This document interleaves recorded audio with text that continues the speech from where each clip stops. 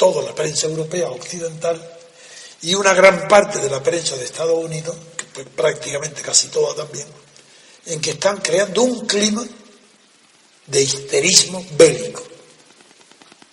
Me acuerdo de que todas las guerras, todas, sin excepción, no hay una sola guerra que no obedezca a una misma lógica en el desarrollo del sentimiento bélico. Todos los pueblos son pacifistas. Es que no hay un pueblo que sin motivo, sin una situación peligrosa, quiera la guerra. Bien, no es un problema de intelectuales, ni de personas sensibles, ni hombres de la cultura, ni eclesiásticos, que son hombres de paz. Eso no es verdad. Hombres de paz son todos los habitantes del mundo cuando no hay un conflicto que pueda ocasionar una guerra o un enfrentamiento. En ese momento, el mecanismo de cómo se transforma el espíritu público pacífico en espíritu público bélico es impresionante. Es uno de los fenómenos más apasionantes de la historia. Se requiere muy poco tiempo y muy pocos esfuerzos mentales. Pero ahí, claro, para eso tiene que presentarse un enemigo. Cuando no lo hay que inventarlo. Y los casos de guerras con enemigos inventados son más numerosos que las guerras declaradas entre enemigos abiertos. ¿Por qué? Porque hay necesidad de inventar un enemigo para mantener aglutinada una nación. Tiene que tener un enemigo, bien sea exterior, son las guerras, bien sea interior, son las ideologías. En el caso de que hoy estoy tan excitado mentalmente y en la acción y en mis palabras, es porque pocas veces se da una situación tan clara como la actual.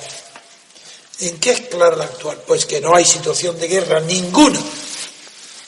Entre 1 millón de posibilidades no hay ni una de guerra mundial, de enfrentamiento ruso con la Unión Europea y con Estados Unidos. No hay la menor posibilidad. Así de verdad, lo digo a rajatabla, porque no hay nadie que tenga hoy el atrevimiento de emprender una guerra que se saben inmediatamente que sus consecuencias serían desastrosas para el mundo y para los propios beligerantes. No hace falta ni siquiera pensar en el arma nuclear. Basta que la potencia rusa y la potencia de Estados Unidos es tan grande que aniquilarían a Europa en 2 minutos.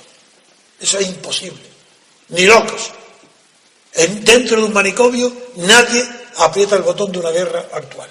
Y sin embargo, ¿queréis pensar qué significa el periódico El País diciendo Europa busca a la desesperada, con la plena página, toda la página entera? Europa busca a la desesperada frenar la ofensiva rusa en Ucrania. Busca a la desesperada. Quiere decir que ya no hay salida, ¿no? Que ya busca cómo parar la ofensiva rusa en Ucrania. ¿Y qué ofensiva es? Es una ofensiva militar. Están hablando de que Rusia es la que está sosteniendo la guerra ahí, en Ucrania. ¿Cómo parar? No saben cómo pararla.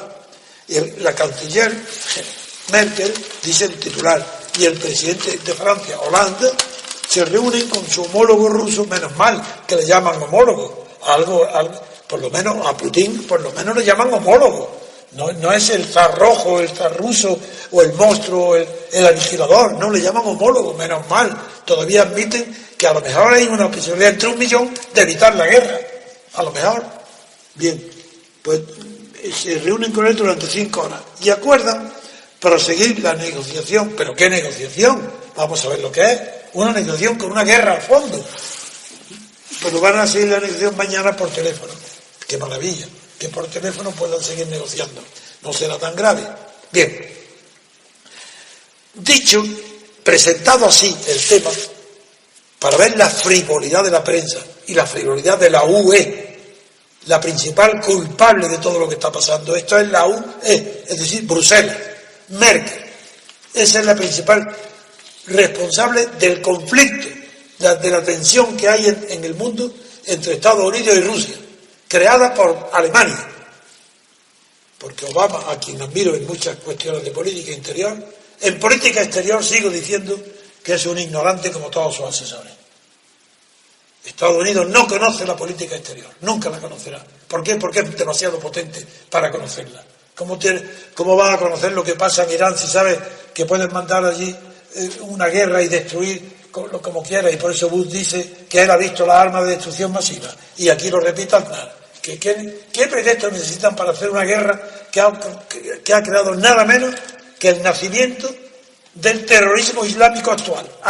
De ahí parte, del error de Estados Unidos de acabar con Saddam Hussein. Pero vamos a seguir qué pasa. Pero ¿qué pasa con esta guerra?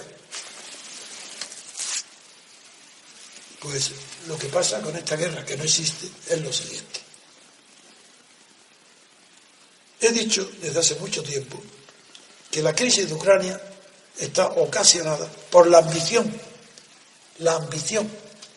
de una oligarquía de terratenientes y de industriales y de ricachones grandes de Alemania que quisieron explotar y apoderarse de las riquezas de las tierras negras y fértiles de Ucrania.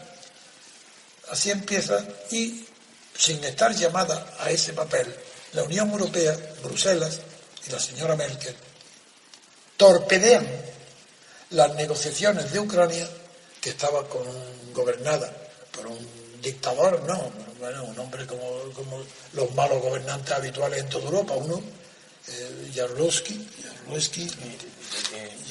era posible, no me acuerdo. Sí, Jaruzelski, bien, es igual, el que huyó después. Estaba gobernada por un hombre que era favorable al entendimiento con Rusia, puesto que era el primer... No, favorable, es que el primer cliente de Ucrania es Rusia. Porque Rusia, Khrushchev, hace poco tiempo, por tanto, Khrushchev le regaló a Ucrania Crimea. Se la regaló porque Khrushchev era de Ucrania. Bien, eso lo digo para que hay ese dato. Pero en Ucrania tiene que renovar el tratado de comercio, aduanero y de comercio que tiene con Rusia. Y Bruselas, pues, a injerencia de la presión alemana, interviene, entorpedea la renovación de ese acuerdo y le propone a los... Se llama Yanukovych. Sí, Yanukovych, y le propone a Yanukovych y al gobierno le propone que suspendan las negociaciones con Rusia que le correspondían porque había vencido, y porque la Unión Europea está dispuesta a iniciar negociaciones para un tratado más ventajoso con Ucrania, donde el gas ya interviene, el lío. La injerencia no viene de Rusia. Rusia estaba pacíficamente negociando un tratado comercial con Ucrania. Reacción de la extrema derecha alemana. Crean un partido que se llama Partido de Suecia. Alistan en él a voluntarios mercenarios de todas las partes. Es apoyado por la Fundación Adenauer, con dinero. Hay apoyado por otra fundación de Estados Unidos, del Partido Republicano, de su dirigente Paul, no me acuerdo el apellido, sí, el que se presentó a las elecciones. Resultado, este partido de extrema derecha tiene que remover a Ucrania. ¿Cómo la remueve? Pues reprimiendo estos mercenarios en la azotea de la plaza de la Independencia, el Maidan de la República de Ucrania, fusilan y matan a más de 80 personas, a 81 o 82 personas. El presidente Yanukovych tiene que huir. No tiene que huir, era un corrupto, era un mal gobernante, pero es igual. Huye a donde pueden acogerlo, que era en lo más cercano era Rostov, la capital del Don, en Rusia. Huye a Rusia. Y los mismos que han dirigido la matanza del Maidan forman un gobierno provisional en lo que hay 3 ministros procedentes del Maidan y los otros procedentes de la Timoshenko, que en la cárcel por corrupción, una de las personas más corruptas de Europa, esa Timoshenko, con sus trenzas rusas y sus trajes de campesina rusa, presumiendo de campesina y siendo una multimillonaria.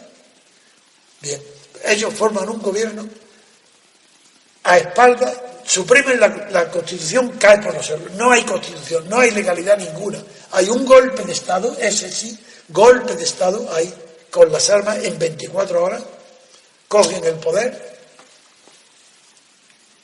¿Y Putin qué hace?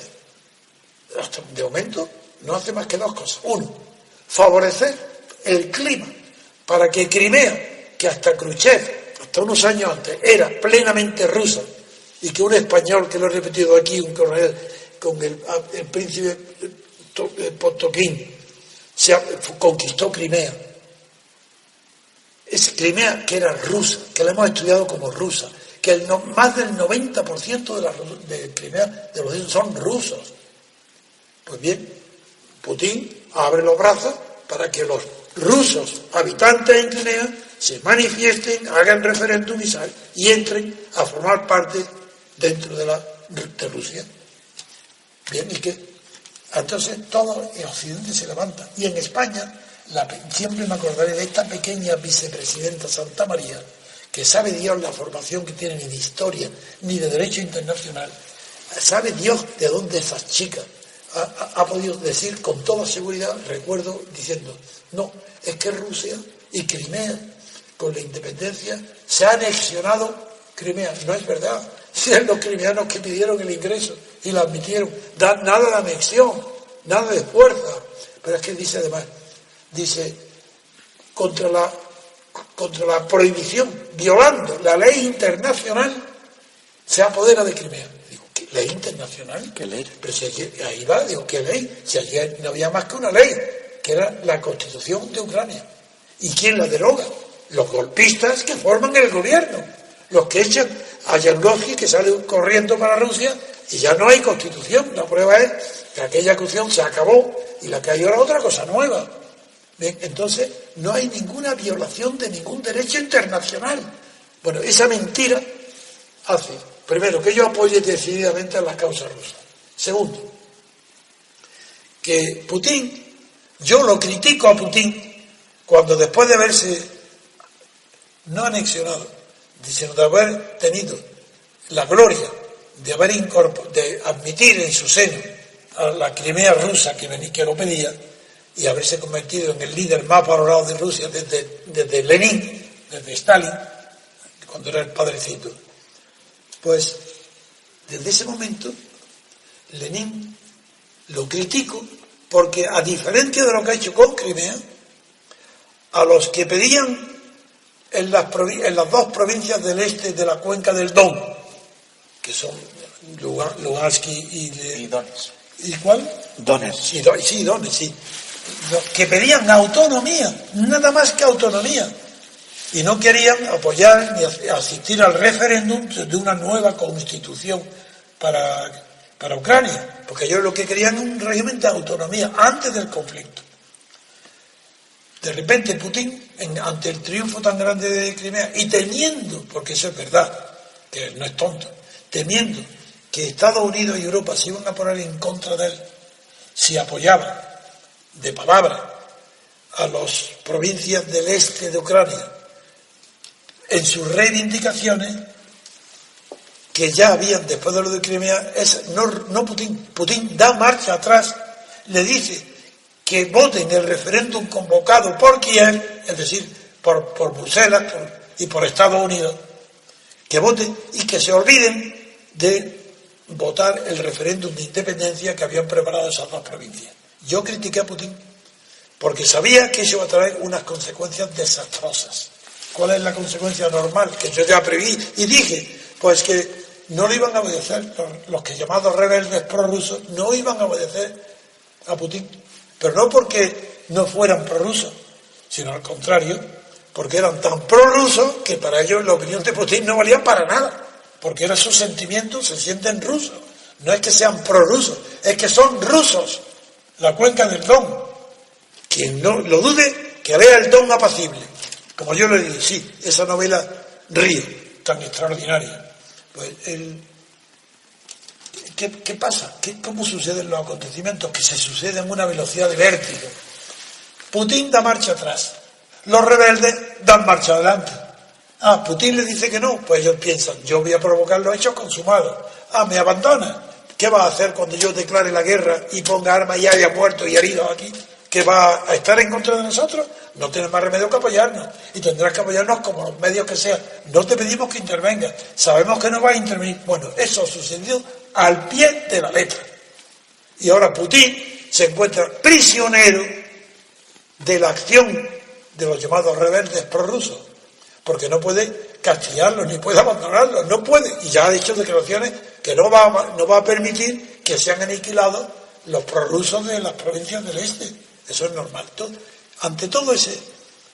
Sí, lo dice tal cual. Dice, Putin ha dicho en repetidas ocasiones que no permitirá que Kiev aplaste a los prorrusos del este de Ucrania. Bien, pero todo eso estamos dentro todavía de lo comprensible.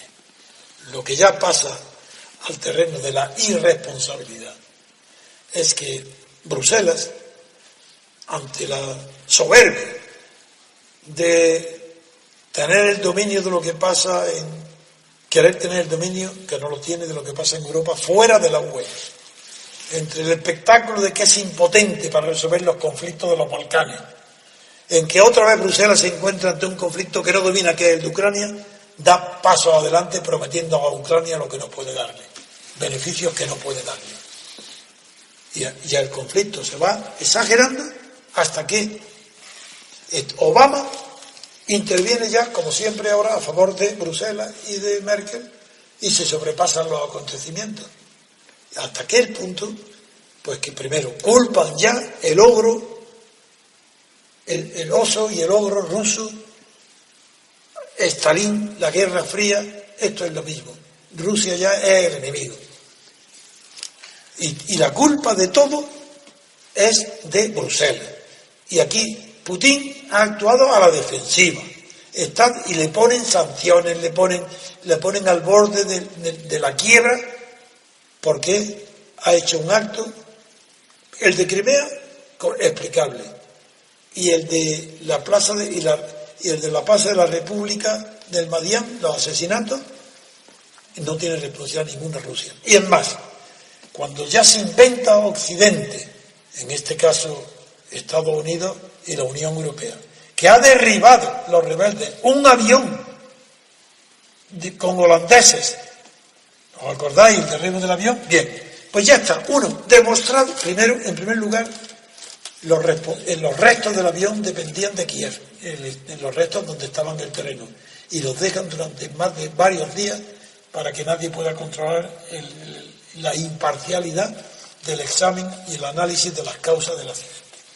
Hoy está demostrado científicamente, aunque no lo publique todavía, no es de dominio mundial, que es imposible que ese avión fuera derribado con un misil tierra-aire. Y es seguro que ha sido derribado por otro avión. Eso es seguro, porque además hay testigos que han visto los aviones militares, hay testigos campesinos e ignorantes que han visto. Todo eso está silenciado, porque había que culpar a Rusia de que había derribado a ese avión, ese crimen contra la humanidad. Pero ahora eso no bastó. Como eso no ha sido suficiente, figuraros que hubiera sido verdad. Si creéis que Merkel y Putin estarían ahora visitando a Putin en Moscú, si fuera Putin el que ha dado el misil tierra-aire para que derriben a un avión civil lleno de pasajeros, eso es imposible, porque saben que es mentira. ¿Y por qué yo mi indignación? Pues porque por fin, yo por lo menos, los he cogido ya infragantis a las grandes autoridades de Occidente, reconociendo que son los culpables ellos del conflicto con Rusia. Y que no es Putin. ¿En qué me baso? Voy a leer, tener la paciencia de enseñar a leer a los lectores y a los gobiernos, a la señorita Santa María, a la pequeña Santa María, que aprenda a leer y se dé cuenta del ridículo que hace, siguiendo las consignas de Estados Unidos de Bruselas, sin enterarse que ellos mismos, en sus declaraciones, están reconociendo que Rusia es una víctima de ellos. Escuchad, palabras literales. ¿De quién?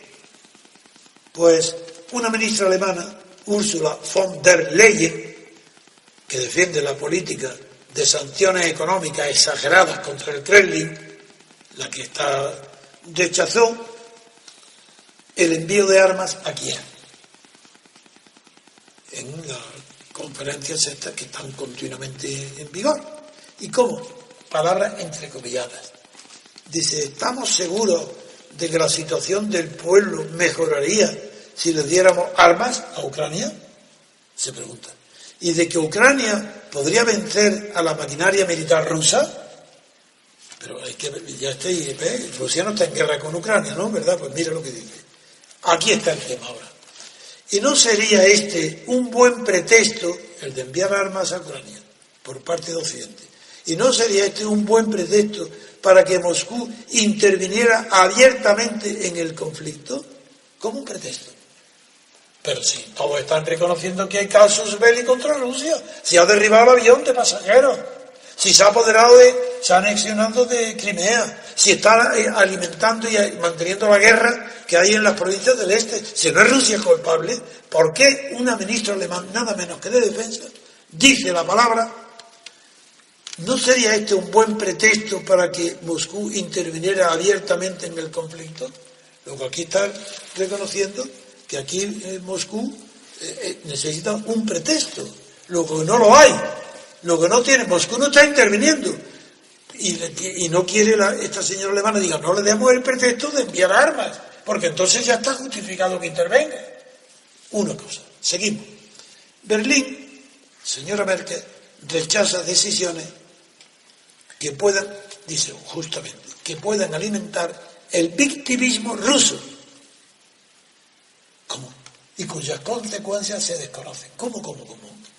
¿Que Berlín rechaza decisiones que puedan alimentar el victimismo ruso? ¿En qué quedamos? ¿Es el agresor o la víctima? Si es el agresor, ¿por qué va a tener argumentos para ser de repente víctima? Seguirá siendo agresor, haga lo que haga la parte contraria y la parte agredida. Sigamos, paciencia. Comillas, dice la señora ministra, ya hay demasiadas armas en la región, muy bien. La política actual sostiene Alemania, dice ella misma, ya está subiendo sus efectos para evitar que manden armas, dice, no hace falta. Continúa, nunca Rusia había estado tan aislada, qué maravillosa, qué victoria, nunca ha sido tan aislada, y sufre además unas espectaculares pérdidas económicas, no solo por las sanciones, sino también por la huida de los inversores, dijo esta. Si no veis que son palabras como si fuera una abogada defensora de Rusia, es tan ridículo la confesión de que Rusia es la víctima, lo están confesando que es la víctima. ¿Y qué hace Obama? Apoyando incondicionalmente esta agresión permanente. ¿Y qué en la fotografía ahora qué sucede con Merkel y con Putin? Pues que el máximo mando de la OTAN sugiere que se envíen armamentos al ejército ucraniano. Y la estrategia de seguridad de Estados Unidos promete, ¿qué promete? Impedir la agresión rusa. ¿Pero agresión a quién y desde cuándo? ¿Nos dais cuenta, los lectores corrientes, las personas inteligentes, que todo esto es monstruoso? Que se está creando un clima prebélico de consecuencias imprevisibles. El nuevo documento de seguridad reafirma, ahora te daré paso, reafirma el compromiso de Obama con el multilateralismo. A ver qué dice. Sí, lo que dice el informe, dice la noticia, que el informe tiene 29 páginas y en una de ellas dice, vamos a impedir la agresión rusa. Permaneceremos atentos, estoy, don Antonio, en la segunda columna. Ya. En la segunda columna de la noticia dice, vamos a impedir la agresión rusa, permaneceremos atentos a sus capacidades estratégicas y, si es necesario, ayudaremos a nuestros aliados y socios a resistir la coacción rusa a largo plazo. Señala el informe. Muy bien. Veamos qué dice, porque hay una asesora de seguridad nacional que se llama Susan Rice. Sí. Y que dice, a ver qué gran dice. parte de nuestra atención y recursos serán para Rusia. Es decir, contra Rusia. Contra Rusia, que no es lo mismo, sí. No serán para Rusia, sino contra Rusia. En 2010 teníamos otra perspectiva y orientación, señaló en un coloquio en el Centro de Estudios Brookings. Es decir, en 2010, ¿qué ha pasado entre 2010 y el 2015? Venga, sigue. En el Centro de Estudios Brookings, sobre la nueva estrategia. Rice insistió en el mensaje oficial de que si Rusia no da marcha atrás en su injerencia en Ucrania... ¿Cómo? Marcha atrás en su injerencia. Pero si todavía... No tiene el pretexto. No, claro, si todavía no han dicho que no tiene el pretexto, si todavía no se ha ingerido. A ver, sigue. Si Rusia no da marcha atrás en su injerencia en Ucrania, Estados Unidos, junto a sus socios europeos, ampliarán los costes para Moscú. Esto es distinto, ¿eh? Aquí que se trata ahora de arruinar... De castigar más. Arruinar. ¿Pero por qué? Económicamente. ¿Pero por qué? Porque tienen el antecedente de la política de Reagan, que fue el que provocó la caída de Rusia y la caída del muro de Berlín y la rendición ante el poderío militar de los escudos, de los misiles, antimisiles. Esa carrera iniciada por Estados Unidos, donde ya ha intervenido después muchísimo la propaganda, y que Moscú, rojo, el soviético, respondió, no tenía medios ni técnicos, ni dinero, ni financieros para igualar esa campaña, y eso es lo que provocó el fracaso de Gorbachev y la caída del muro de Berlín. Bueno, pues entonces se dijo en Estados Unidos, y sigue siendo imperante la tesis de que la caída del imperio soviético fue debido a la presión económica de Estados Unidos. La carrera de armamentos no la pudo sostener. Es decir, no la presión económica, sino una carrera de armamento o de invasión o de presión militar tan grande que Rusia, para equilibrarla, no tuviera presupuestos económicos, no tuviera dinero suficiente. Y eso ha calado tan profundo que es lo que hoy se revela en las palabras de Susan Rice, cuando dice que Estados Unidos, junto a sus socios europeos, ampliarán los costes. Eso ya no es derrotar a Moscú, que es una batalla militar. Amigos, ¿veis? Todo es falso, todo es mentira. Es para preparar la opinión pública en un clima belicista que justifique arruinar económicamente a Moscú, manteniendo, el precio del petróleo bajísimo, hasta el punto que Arabia Saudí acaba de confesar que el motivo fundamental para mantener el precio del petróleo tan bajo, a pesar de que ha subido un poco ahora, pues era para presionar, ayudar a Estados Unidos en el combate contra Rusia, contra Putin. Que yo hasta ahora creíamos, yo lo creía, que el precio de Saudí del petróleo bajo era... Por el Estado Islámico. Eso es, lo creía.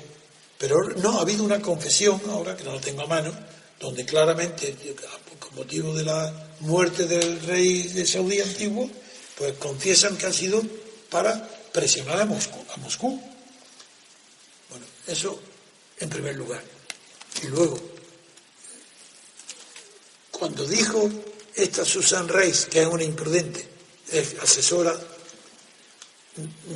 de Obama, de seguridad, no como dice Mundo, que se ha equivocado Mundo, que recoge y dice que, me lo vaya a leer, dice que es directora, a ver. Dice Susan Rice, la directora de Seguridad Nacional, no es verdad. Mundo en la página 21. Y no es verdad, es una asesora, es consejera, consultora, que tiene mucha influencia al parecer en Obama, pero nada más. Bueno, pues dijo en un matiz, a ella, a esta Rice, le gustaría, estamos analizando, la asesora de Obama está hablando, dice, estamos analizando los siguientes pasos con nuestros socios europeos, dijo, pero en un matiz significativo, dijo que le gustaría tomar la decisión de armar a Kiev en coordinación con sus socios. Dice la noticia que es un detalle relevante porque algunos países europeos como Francia y Alemania se oponen a entregar ayuda militar letal, mientras Polonia y algunas naciones bálticas optan por lo contrario. De acuerdo, pues aquí está el tema. En primer lugar, cuando se oponen a ayuda militar letal, parece un ridículo, ¿no? Y no es tan ridículo. Es que hay una cosa son armas ofensivas, otra cosa son armas defensivas. Y fuera del capítulo de armas, otro material militar indispensable, tanto como las armas, es uniforme, equipamiento, camiones, traslados, por Dios, toda la infraestructura que requiere un ejército y una intendencia. Entonces, lo que Estados Unidos hasta ahora ha dicho es que no será letal, quiere decir que no será ofensiva, que será solo defensiva. Pero la palabra letal, las traducciones inglesas lo hacen confundir y lo que parece un poco ridículo, y no lo es. Es simplemente que lo que ha dicho Obama es que está dispuesto a entregar armas defensivas. Bien, yo con esto ya la noticia de primera la quiero dar por terminar. Bueno, hay una cosa que a mí me ha llamado la atención, el papel que hacen los dos representantes de la Unión Europea. Aquí Estados Unidos no da la cara porque Estados Unidos no manda un diplomático o un representante, y luego el resto de la Unión Europea parece que ha encomendado el papel a la señora Merkel y al señor Hollande. No está el inglés, no está... Es que no se la han encomendado. Ellos no están... comisionados. No, están en nombre propio, en nombre de sus respectivos países. No están representando a la Unión Europea. Es simplemente que se han puesto de acuerdo. Primero, Alemania y Francia son las dos potencias de la Unión Europea. ¿Quién le va a discutir lo que ellos digan? Si los demás, quién va a ir? No, excluido el Reino Unido, que no puede estar ahí. ¿Quién? ¿Italia? No puede estar. ¿España? ¿Por qué no puede estar el Reino Unido? Hombre, porque el Reino Unido está en unas posiciones alineada con los Estados Unidos. Que tiene una política exterior distinta. Pues me llama la atención que no estén aquí dando la cara a los Estados Unidos e Inglaterra. No, es que esto quieren buscar... sí, me faltaba un matiz grande por decir que ahora tú lo acabas de mencionar. El matiz es el siguiente. Europa está acomplejada de que no vale para nada, de que no existe comunidad política, que no tiene ni política de defensa, ni política exterior, ni tiene posibilidad ninguna de resolver los conflictos intereuropeos. Está, de verdad, esa conciencia la tiene. Y ahora se ha opuesto rotundamente a que Obama envíe armas a Kiev. No quieren, porque la ponen en ridículo. No puede. Y este viaje está motivado exclusivamente como un intento de Holanda y de Merkel para llegar a un acuerdo con Putin que impida para evitar que Estados Unidos envíe las armas. Eso es contra Estados Unidos. Y Estados Unidos se ha quedado diciendo, bueno, espero a ver qué pasa. Porque en la conferencia de Múnich, donde está el vicepresidente, también se suceden día a día noticias interesantísimas que hay que seguirlas. Yo las sigo. Donde están corroborando la tesis que vengo manteniendo hoy. No la tesis, no, sí que está confesada. Entonces, ahora, figuraros, han estado 5 horas reunidos, no han llegado a ningún acuerdo concreto, han prometido seguir hablándose por teléfono, y lo único que parece claro es, Putin, como es natural, ha sido el primero, mucho antes de que se reunieran ellos, ha dicho que acepta cascos azules. Es antes que nadie. Y ahora ya Putin y Merkel han apoyado la idea. Cascos azules de la ONU para crear una barrera entre el este y el oeste. ¿Cuál es la dificultad? Pues que como los rebeldes prorrusos han avanzado muchísimo en los últimos meses y solamente están las dos grandes provincias, Donetsk y Luhansk, solamente hay una ciudad intermedia para tener la conexión. No hay acuerdo ahora entre los tres, entre Putin y Merkel y Hollande. ¿Dónde ubicar? Para fijar la frontera donde se van a situar los cascos azules para que haya una paz sobre esa frontera. Y que se pare, porque Rusia lo que no admite es que los cascos azules se pongan en la frontera rusa. Eso es normal, eso es imposible. Tiene que estar mucho más lejos de la frontera rusa, los cascos azules. Bueno, pues en eso está la situación, que es una confirmación más de que la política de Washington ya ha tomado tales vuelos ante la situación del terrorismo que es el que la ha exacerbado, su fracaso en Siria. El triunfo de Putin en Siria, de su ministro de Asuntos Exteriores. Nada de esto está olvidado en Estados Unidos.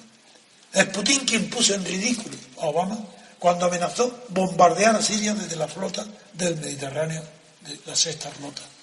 Y el ministro de Asuntos Exteriores de Putin demostró lo fácil que era haber conseguido lo mismo con un simple acuerdo que fuera voluntariamente quien destruyera las bombas, el armamento químico al presidente al-Assad de Siria. Todo esto está en el fondo de ese fracasos continuos de Estados Unidos, que no conoce lo que es el terrorismo islámico, de Europa, que no ha resuelto un solo conflicto ni en el seno ni en sus cercanías, y esto es lo que se disimula, esos fracasos, con toda la prensa lanzando grandes titulares que estamos al borde de la guerra mundial.